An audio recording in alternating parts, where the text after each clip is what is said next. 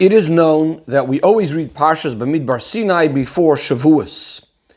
And since every single Parsha has a connection to the time in which it's being read, it's understood that the connection of Parshas Bamidbor to Shavuos is particularly and specifically connected with the preparation before Shavuos. In other words, preparing for Matan Torah, as opposed to Parshas Nosoi, which usually is read after Shavuos, but sometimes is also read before Shavuos, and therefore you would say its connection is more to the idea of Shavuos and Matan Torah itself, again as opposed to Bamidbor, which is more about the preparation before Shavuos. Says the Rebbe, this is even more emphasized by the fact of the kviyus of this particular year when the Rebbe was saying the Sicha, when Shabbos Parshas Bamidbor was on Beis Sivan. This is the day that Moshe Rabbeinu started getting the Yidden ready, sanctifying them, making them holy for receiving the Torah. Or, in the words of the Alter Rebbe in Shulchan Aruch, Hischil Moshe Lis Asaki Moem, Moshe Rabbeinu started getting involved with the Yidden in regards to the inyan of preparing, of Kabbalas HaTorah, of receiving the Torah. Now, since every single year on Chag HaShavuos is Man Matan Torah Seinu, the Eibishter, in the time of Zman Matan Torah Seinu, Hashem is once again giving the Torah anew, and in even a greater way than in the previous year. It's understood that before receiving the Torah on Chag HaShavuos of this particular and every year, obviously we need to have once again the preparations that were by receiving the Torah the very, very first time. The Rebbe says this is also emphasized in Halacha, that this is the reason why we don't fast, we don't say Tachanun starting from Rosh Chodesh. That means every year there's this preparation for the inyan of Shavuos and Matan Torah. So to understand the connection between Parshas Bamidbor and the beginning of the preparation for Matan Torah on Beis Sivan, says the Rebbe, we're first going to preface by explaining the above mentioned Halacha in the Alter Rebbe. So to use the words of the Alter Rebbe, v'noyagin b'medinos elu, it is customary in these countries that we don't fast, we don't say Tachanun from Rosh Chodesh until Ches of Sivan, including Ches. And the Alter Rebbe goes on to explain each and every day. So first of all, we of course have Rosh Chodesh. But right after Rosh Chodesh, Moshe Rabbeinu started getting involved with the Yidden in regards to receiving the Torah. Because that year, Rosh Chodesh fell out on the year of Matan Torah. Rosh Chodesh came out on a Monday, the second day of the week. The next day, Shlishi B'Shabbos, the third day in the week, Moshe Rabbeinu told them, V'atem tiyu li mamleches koyanim. He told them the words from Hashem, that you are going to be for me a kingdom of koyanim, etc. Then on the next day, the fourth day of the week, Moshe Rabbeinu gave them the mitzvah of Hagbolah, of being careful not to go up onto the mountain on Har Sinai. On the fifth day of the week, he told them the mitzvah of Prisha to separate from their wives that day and the following day, that's Thursday and Friday, and then to be ready for the third day, which will be Shabbos, the day the Torah was given. So the Rebbe asks a number of questions on the wording of the Alter Rebbe. Number one, why is it that when the Alter Rebbe brings a proof to discuss how on this day Moshe Rabbeinu started getting involved with the Yidden for Kabbalas HaTorah, he brings the pasuk, V'atem tiyu li mamleches koyanim, this particular pasuk. Whereas the truth of the matter is, on that day, on the third day of the week, on Beis Sivan, there was many other things that were said as a preparation for Matan Torah, starting with that which says already in an earlier pasuk, Koi soymar lebeis Yaakov, tell the Yidden, Atem re'isim, you saw all the wondrous things, how Hashem took you out of Mitzrayim, etc. The Rebbe says, even if the Alter Rebbe wants to bring a proof from what Hashem is saying, not about the past, but rather about the present and the future, and therefore not what has happened previously and all the miracles. But the Rebbe says we have also, again a pasuk before Va'atem Tiyuli, we have what Hashem says to the Yidden, Ve'yisem li segula, you're going to be my special treasure from amongst all the nations. Ki li kol haaretz, the whole world belongs to me, and yet I'm choosing you as my special nation. Furthermore, the Rebbe says, in the meaning of the Atem Tiyuli Mamleches Koyanim, we actually find two explanations. The Ramban explains that you're going to be a kingdom of Misharsai, of those that serve me. And then the next words in the pasuk of a Goy Kadosh means you're going to cleave to Akela Kadosh, to Hashem who's holy. And this is similar to what the Mechilta says, that you call Yisrael, that all the Yidden were fitting, were fit lechel b'kachim, to eat karbanis at the time. The Balaturim on this pasuk says, Mamleches Koyanim, the Balaturim says, Koyanim Gdoilim. So this is all the Pirush of the Ramban, whereas Rashi says that the meaning is Sorim, that Koyanim over here means nobles or officers, ministers, not Meshorsim, not servants. So the question is, we can understand according to the Pirush that Mamleches Koyanim means that they are like Koyanim, that are serving Hashem. We understand that that's connected with receiving the Torah, preparing for Kabbalah Torah, involvement in Torah, to be dedicated, to be devoted, to be a Meshoris Hashem, to serve Hashem through Torah and mitzvahs. But according to Rashi and other Mefarshim that say that the word Koyanim over here means high official, nobleman, etc., how is this connected to receiving and being involved in getting the Torah? Another question that Rebbe has is, after Mamleches Koyanim, the pasuk says V'goy Kodesh, a holy nation. Now the Alter Rebbe on the one hand does not bring the words V'goy Kodesh, and we'll need to understand why not. But on the other hand, he does bring V'goymer as if it is somewhat relevant. So we need to understand this. Says the Rebbe, to explain this, we're first going to focus on the Rashi itself. Because seemingly it's not understood why in fact does Rashi not explain Koyanim in a more simple sense as a servant to Hashem. Especially that Rashi himself had already earlier on in the Torah said, Kol Loshen Koyin, whenever we find the expression Koyin, it's an expression of Meshoris Lelikusu, it's an expression of serving Hashem. And in fact, even in this Pirush itself, right over here, when Rashi tells us that in our case, Koyanim means sorim, it means ministers, it sounds like even over here Rashi is telling us that there's some chidush in explaining it this way, and that's why Rashi needs to come along and bring a proof from another pasuk that a Koyan could mean something else other than a Meshoris, other than a servant. And he brings a pasuk, B'nei David, Koyanim Hoyu, which there it means that they were... that Koyanim in the sense of ministers, of officers. So clearly this is not the simple meaning of Koyanim. So why is it that Rashi has to translate Koyanim in this way over here, not simply as servants? And the explanation is, because if Koyanim means servants to Hashem, then the question is, what's the next part of the pasuk where it says V'goy Kodesh? What's that adding? The moment a person is a Koyin, a Meshoris Lelikus serving Hashem, that automatically means already that he is separated, that he's holy, similar to what it says about Aaron, that he was separated to become Koyanim, La'akdishoy, to become holy, him and his children. So from the fact that the pasuk goes on and says V'goy Kodesh, tells us that Mamleches Koyanim must mean something else. It's not the regular sense of being a servant to Hashem and in that way being holy and separated. For Hashem, you must say that Koyanim means something else. And this is why Rashi says that Mamleches Koyanim in our case is not the way Koyanim is usually translated as a Meshoris to Hashem, as a servant to Hashem, but rather as Sorim, as ministers, as officers, as nobles. And now we could also understand the order in our psukim, where we're going from one Maila, from one thing of the Yidden, to greater and even greater. That is, first, the pasuk says, "V'yisim lisgula mikol ha'amim," you will be my treasured nation. The Yidden are separate and different from all the other nations. Then we're going to say that not only are they sgula mikol ha'amim, not only are they my special treasure from amongst all the nations, but they are even sorim. That means they are the ones that are ruling. They are the ones that are running the country. They are the ones that are in charge of everything around them.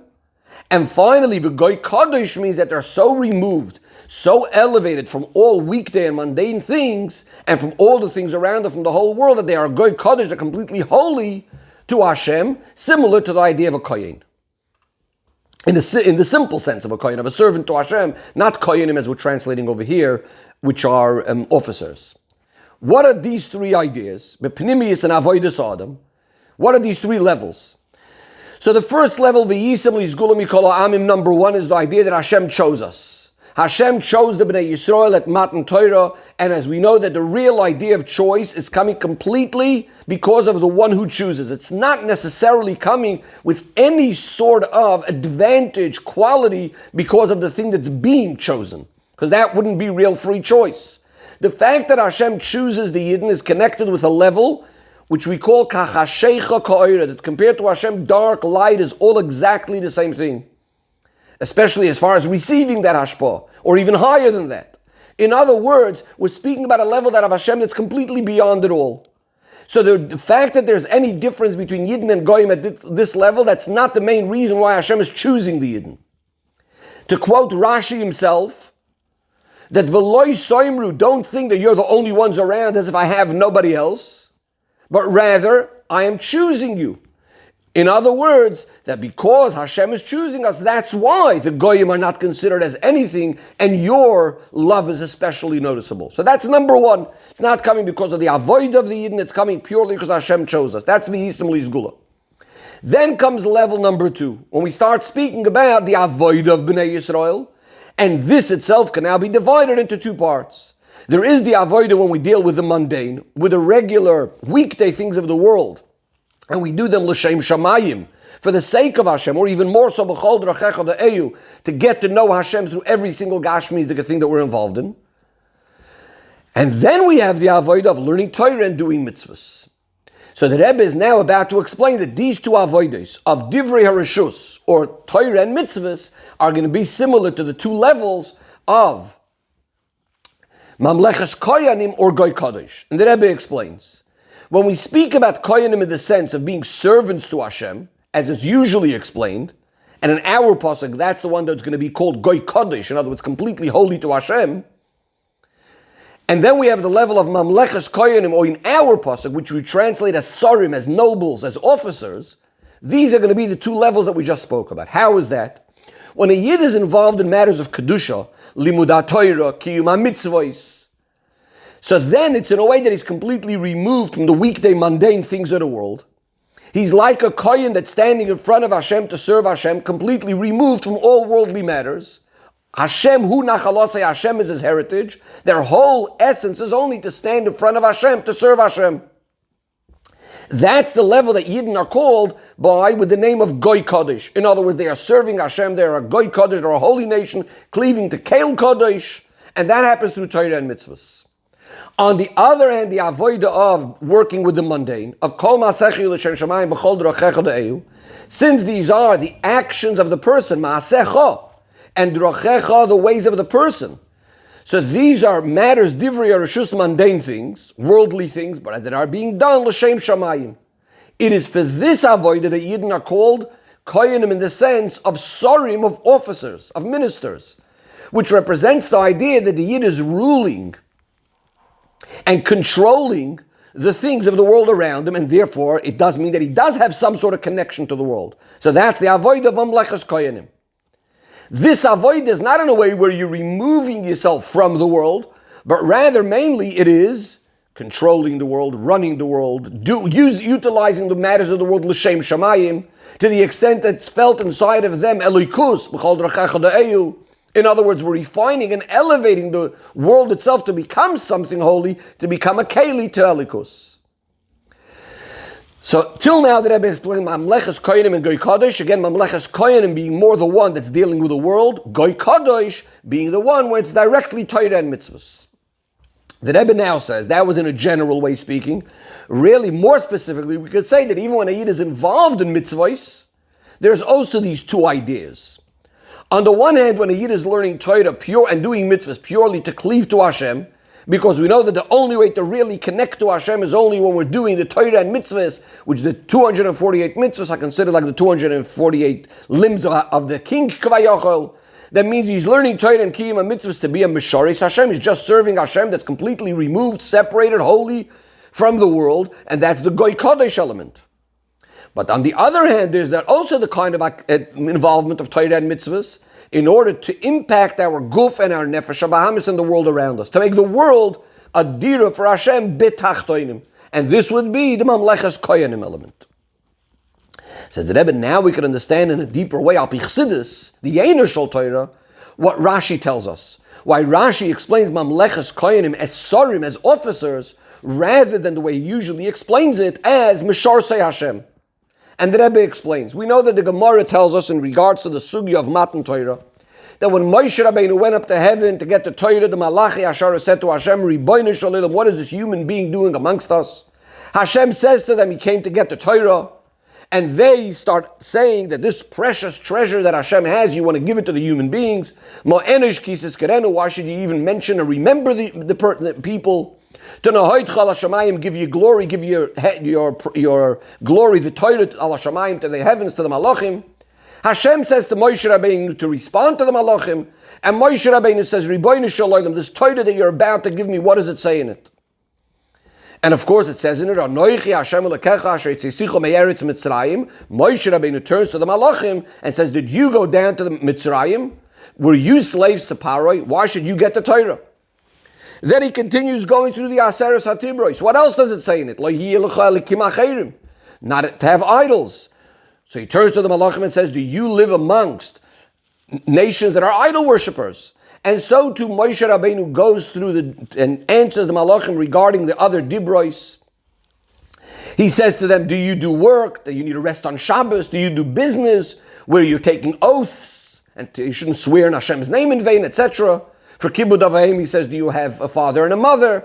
And then regarding the last of the Dibros, he says, do you have jealousy? Do you have a Yetzer Hara? And finally they admit and they say to Hashem, yes, you should give Moshe Rabbeinu the Torah. From all of this we understand that the whole point of the giving of the Torah and mitzvahs is not only that Yidden should be remaining separated from the world, separated from work and business, etc. That would exist by Malachim also. And in fact, by them it's even in a greater way than a Yid has it down here, Lamata. They're completely removed from the world. So clearly the main point of Matan Torah was mainly that while a Yid is down here in this world, and he's dealing with the Umayis Olam with the Goyim, and dealing with worldly matters, and he has the Yetzer Hara, and yet he should be in a way of Mamlechas Koyanim, of Sorim, of an officer, being able to take charge of the world. The Yid should be able to take charge over his Yetzer Hara, over his own character traits, over the world around him. He should be like that minister, like that officer, to be able to control the world around him and be able to elevate the world. They should be able to be permeated with godliness. And of course, that's again the avoid of Kol Ma'asecha L'Shem Shamayim and B'chol D'rachecha D'Eyu. In general, says the Rebbe, that's really the chiddush of Matan Torah and the advantage of learning Torah and fulfilling mitzvahs of after Matan Torah compared to the Torah and mitzvahs that the Avos did before Matan Torah. We know that the Avos fulfilled all the mitzvahs before it was given, but there's a major difference. The way the Avos fulfilled Torah and mitzvahs was mainly not so much about elevating and purifying the Gashmis of the world. It was more about becoming one with Hashem, Yichud Elikus. The expression of Chazal, Ha'avos Heine in HaMerkava, they are the Merkava, they are Hashem's chariot, completely bottled to Hashem. As it says in Tanya, that all of their limbs were always completely holy, separated from all matters of Olam Hazeh. They only ever became a Merkava only for Hashem's desire, Hashem's will, their whole lives. In fact, that's why what was their main lifestyle was mainly being Royei Tzoyin. They were shepherds. They were out in the field, separated from the world.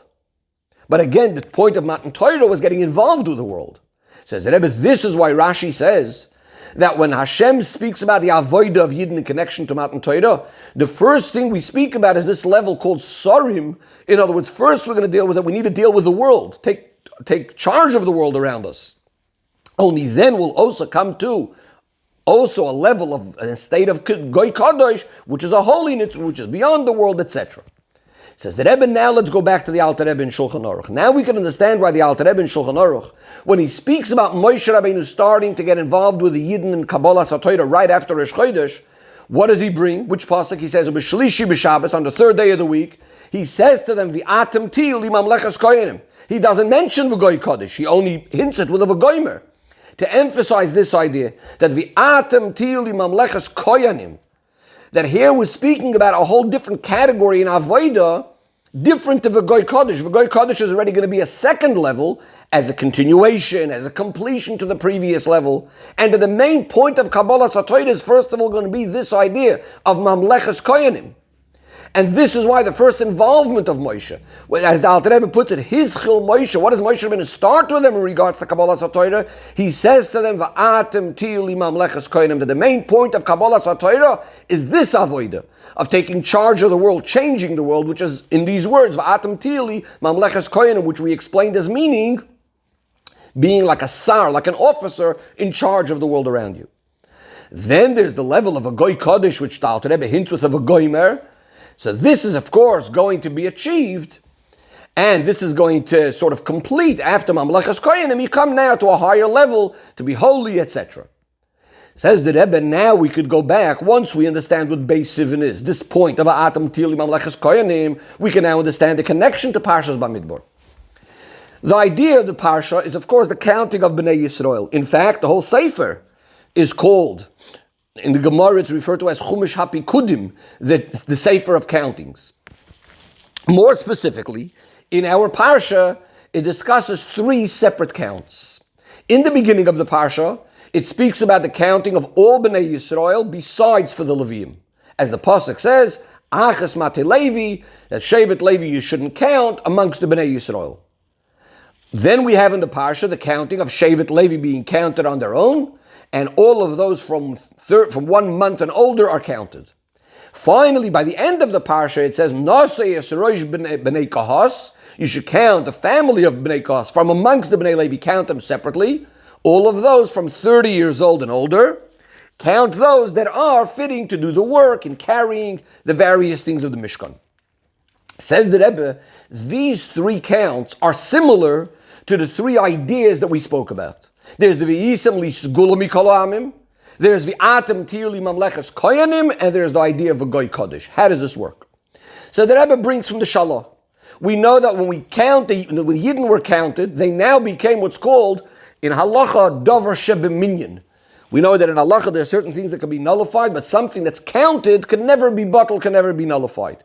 Now the fact that something is counted as not nullified is not in the same way that we say regarding other certain very choshev things, important things that are not bottled. We have, for example, something called a beria. When something is a whole entity for itself, it's the complete entity, it also won't be bottled. Or a balchai, a living animal, wouldn't be bottled, and etc. In those things, you could see the chshivas, the importance in the thing itself. This is a whole entity, or it's an animal, a living thing.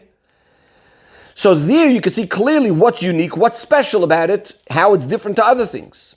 When we speak about davar shebeminya, that something is counted and therefore it's not bottled, what we're saying is that by counting it, we're now finding out that there is some special chshivus about it, something important about it, and therefore it's not bottled. In other words, it's not noticeable immediately in the thing itself. It becomes noticeable. We say that it's special because it's being counted. What does this mean, Beruchnius?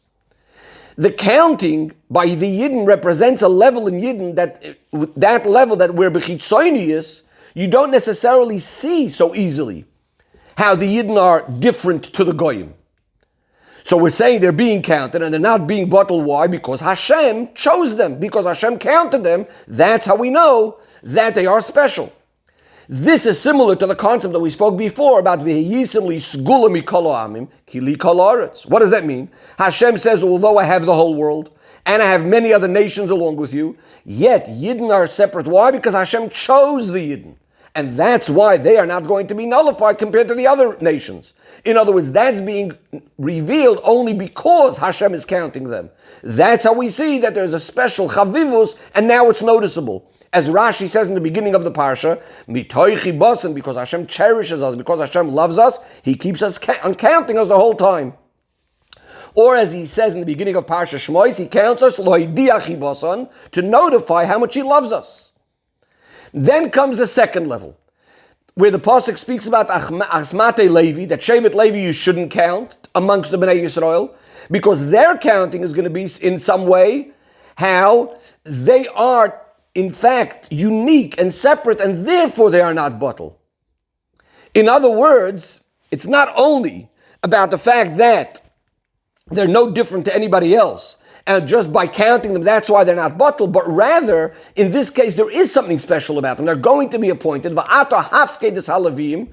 Rashi says hafkedes halavim means you should appoint them in a way of sarara, in a way of being a sar. They're appointed over something. They're being given a special task, a special job. In other words, this is a nesiyus rosh, a special category for itself. And the Rebbe explains, the fact that Shevet Levi is being counted from 1 month and older is because now they're going to be called Shoimrei Mishmeres HaKodesh. They're going to be given special tasks, special jobs, similar to the idea of Atem Tili Mamlechas Koyanim, that they are Sorim, that they are officers. This is in addition to the fact, like the rest of the Yidden, that they're chosen, of course, and they're not bottled, and so on and so forth. But here's something special, that they're given a special task, a special jobs, as sorim, as the appointment of things that they're appointed over with authority in the Mishkan. Then comes the next level. And that is when the family of Bnei Kahaz, Gershon, and Merari are each one individually counted, those from 30 years old and older, those that are going to be doing now the work, individual, different types of work in the oil moyed. And in our parsha, the one that's going to be counted is Bnei Kahas. The other ones are going to be counted later. What is Bnei Kahas's job? Carrying the holiest things of the oil moed, the Kodesh HaKadoshim, the things that are counted, the holiest ones. What is this count? It's not only because of the general job of all the Leviim, of being Shoimrei Mishmeres HaKodesh, that they are appointed over doing the Avodah in the Mikdash, but rather, as it says over here, the Melacha B'oil moed. And by Bnei Kahas specifically, they're unique in the fact that they're going to carry the holiest vessels, the ones that are holiest amongst all the other vessels. What is this similar to? This is like the idea of a Goy Kodesh. In other words, in addition to the fact that in addition to this, says the Rebbe, in our Parsha, the counting of Bnei Kahas is actually Avodas HaKodesh, carrying the Oroin and the holiest one of all the things. So the Rebbe says this is also connected with the idea, in fact, going back to the idea of, we know that the Koyanim, where do Koyanim come from? Kahas, that's where Aaron HaKoyan comes from, who's the Kodesh HaKadoshim. So therefore we have these three ideas. Again, the general idea of Bnei Yisrael being counted, which is not necessarily because of something they did, it's just because of the count itself. They are special, Hashem loves them, it's like the Yisam Lisgula. We then have the idea of Mamleches Koyanim, which is like being a Sar, the special jobs that Shevet Levi gets of being appointed over the Mishkan. And then there's the Goy Kadosh element in our Parsha with the holiest things being given over to Bnei Kahas. Says the Rebbe, like we said earlier, that the main achana from Matan Torah is Va'atem Tiyul Mamleches Koyanim, that middle one, the idea that the Yid is the Sar, the officer over the world. So too we see in a similar way in our Parshas Bamidbor, which one is the unique thing for Parshas Bamidbor? It's specifically the counting of Bnei Levi, which we compared to the idea of Sorim. How is that? The counting of all Bnei Yisrael, that's not something new in our Parsha. This happened already earlier. As Rashi told us, as soon as the Yidden came out of Mitzrayim, Hashem counted them. And because Hashem loves us, He counts us every single moment. So, and here, in fact, this is the third time Yidden are being counted already. Now, on the other end, the fact that Bnei Kahas are being counted, that's also not completely unique to Parshas Bamidbar alone, because even though Bnei Kahas are unique in their avodah, they're carrying the holiest thing, but the way Bnei Kahas were counted from 30 years, from those that are 30 years old and older, etc., this is similar to the rest of Bnei Levi.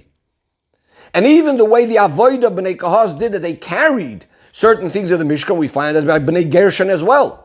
In fact, by Nosai Rosh Bnei Kahas at the end of the Parsha, that's the beginning of what's going to continue in Parshas Nosai, where it says Nosai as Bnei Rosh Bnei Gershon Gam Heim, which means that which is going to happen in Parshas Nosai with Bnei Gershon is a continuation of Kahas. So the counting of Bnei Kahas is not something that's unique for Bamidbor. It's in fact more connected to Bamidbor, but also to Nosai. So if we want to speak about what's unique to Bamidbor, what's unique to Bamidbor is the counting and the jobs of the general Bnei Levi, which is what Hashem is appointing the Bnei Levi to be instead of the B'choir B'Bnei Yisrael, instead of all of the B'choirim. Now, what were the B'choirim? They were like those Sorim, they were like those ministers. They were the oldest, they were the ones of the leaders of all the other children. They're the ones that get double inheritance. And of course, all of this is also, when we speak about what they get is, of course, the avodah to Hashem of the one that's the B'choir of Bnei Yisrael. That's why they were going to be the Koyanim. Says the Rebbe, because this is, as we said before, the whole main point of Matan Torah is emphasizing the idea of Atem Tiyuli Mamleches Koyanim being like Sorim, like officers, to rule over all the matters of the world, to control all the matters of the world, to affect them, that they should be the Dira Lo Yizbarich. And therefore, which one of these three, again, matches this idea? The unique thing of Parshas Bamidbar, where Shevet Levi are like these, Sorim, are doing this job in a special and unique way. Says the Rebbe in B'chol Shana V'Shana every single year. Hayom Ha'Meilin Iskarim V'Nasim, these days are repeated again. and we have all of these things again. So therefore, every single Yidden, his avodah, accomplishes through his achana, in doing this avodah of atem tili mamleches kohen and being like sorim, being like officers. So he also accomplishes this idea of mamleches kohenim to happen kipshuta in the literal sense, in the Beis Hamikdash Hashlishi, because the Yidden become the sorim in charge of all matters of the world. To the extent, as the Magid of Mizrich says on mamleches kohenim, that they are the one that tamlichu mamlechas, they are the one that make the kohenim, that make the sorim shalamayla up above the malachim, are dependent on the Yidden down here. And we're zoichet to the state where malachim oimnayich v'sarisayim v'nikasayich, that the kings will be the ones looking after our children, and the queens and the other the officers, etc., will be the nurses of our children, even while we're in Golus and we prepare to receiving the Torah b'simcha v'pnimius, and through this also to learn B'kar of Mamish the Torah of Mashiach, which then will be v'hoya Hashem l'melech al kol haaretz, v'hoy salah Hashem hamelucha.